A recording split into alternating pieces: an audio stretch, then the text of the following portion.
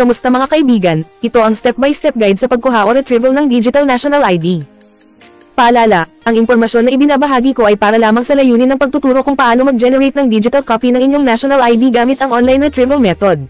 Hindi ko inirekomenda na gamitin ang digital copy na ito bilang requirement sa anumang government and private transaction, lalo na sa passport application, dahil kinakailangan pa rin ang orihinal na ID o photocopy nito.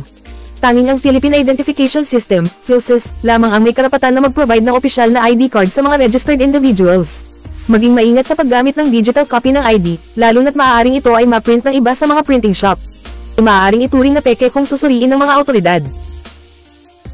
Sa pag-click ng Proceed, ikaw ay nagbibigay ng pahintulot sa Philippine Statistics Authority, PSA, na gamitin ang iyong demographic na impormasyon tulad ng pangalan, gitnang pangalan, opsyonal, apelyido, at petsa ng kapanganakan, at larawan ng mukha, na isinumite sa pamamagitan ng National ID website, upang i-verify ang iyong pagkakakilanlan at makuha ang iyong digital na national ID.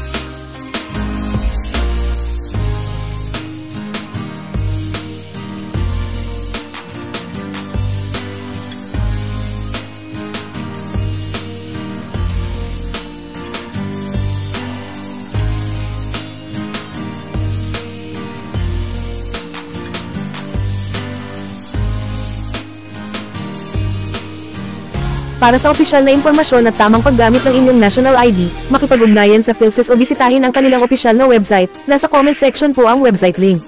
Hanggang sa muli, thanks for watching.